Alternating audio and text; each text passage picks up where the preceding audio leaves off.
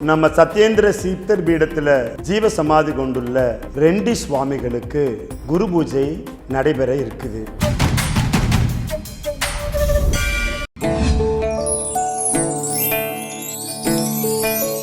உடம்பை உடம்பை வளர்த்தேன் உயிர் வளர்த்தேனே யார் சொன்னாங்க? சத்தமா சொல்லுங்க ஐயா. ரெண்டாவது சித்தர் அகத்தியருக்கு அடுத்தது திருமூலர் தான்.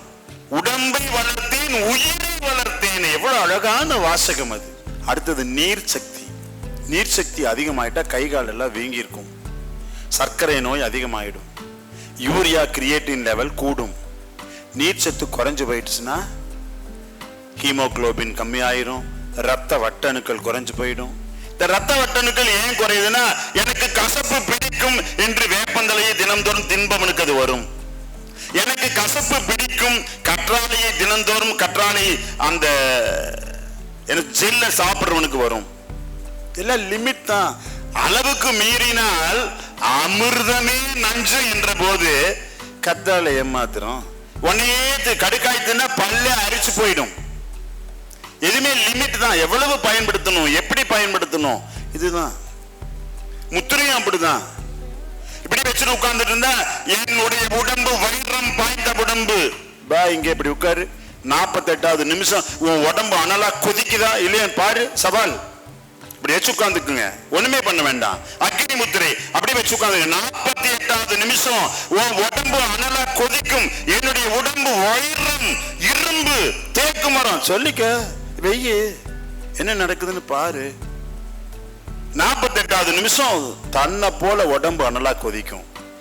அப்படின்னா பயப்படுத்துறதல்ல. கற்றாழையை தின்னுக்கிட்டே இருந்தா கற்றாழையினுடைய எனர்ஜி தான் அங்க இருக்கும். சாப்பிட்டா ஜீரணமாகாது. வாய் பூரா கற்றாழையா இருக்கும். எந்த ஆர்கனும் இன்டர்னல் ஆர்கனும் வேலை செய்யாது. எல்லாம் லிமிட் தான். ஒரு அளவுக்கு சேர்த்திட்டோம்னா போதும். ஒரு 2 நாள் 3 நாள் 4 நாள். ஆஸ்பத்திரிக்கு போனா மருந்து 5 நாள் ஆன்டிபயோட்டிக், அவ்வளவுதான். ஆன்டிபயோட்டிக் சாப்பிட்டா நல்லா இருக்குதுன்னா உடம்பு கெட்டு போயிடும், புண்ணு வந்துடும்.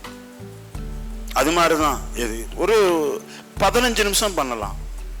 தேகத்தை ஒரு நல்ல சுறுசுறுப்பா வச்சுக்கலாம். கட்டி வீக்கம் கரையும் எதுல? Polycystic ovary, prostate enlarged in size. விந்துநாள பை வீக்கம். விந்துநாள பை வீக்கம்னா யூரின் என்ன போகும்? புரோட்டீன் வெளியில போகும். சில பெண்களுக்கு யூரின் போனா புரோட்டீன் வெளியில போகும். Polycystic ovary, uterus enlarged in size, bulky uterus, நீர்க்கட்டி நார்க்கட்டி எந்த கட்டியாக இருந்தாலும் அப்படி வச்சு வந்துட்டா போதும். 15 நிமிஷம். கட்டி வீக்கம் எங்க இருந்தாலும் இப்படி வச்சு உட்காந்து வீக்கம் வத்திரும். உஷ்ணம் சளிக்கட்டி கூட கரையும்.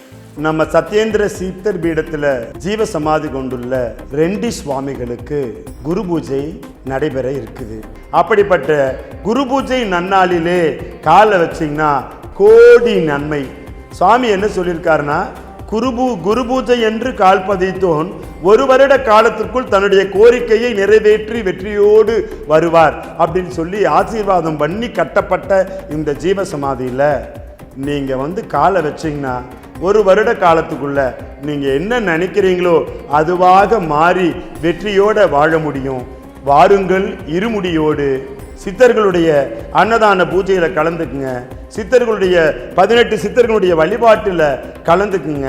வழிபாட்டில் கலந்துக்கிறவங்க முன்கூட்டியே பெயர்களை பதிவு செய்து கொள்ளுங்கள்.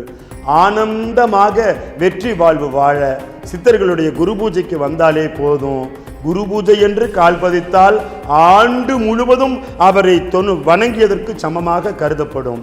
அப்படிப்பட்ட சித்தர் பெருமகனாருடைய குரு பூஜை செப்டம்பர் மாதம் 30ஆம் தேதி. ஒவ்வொரு வருடமும் செப்டம்பர் மாதம் 30ஆம் தேதி ரெண்டி சுவாமிகளுக்கு குரு பூஜை நடக்குது.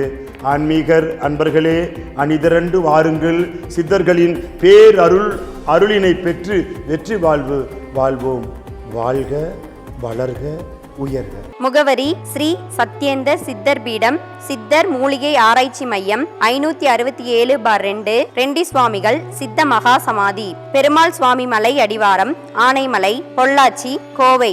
தொடர்புக்கு தொலைபேசி எண் 93448333 157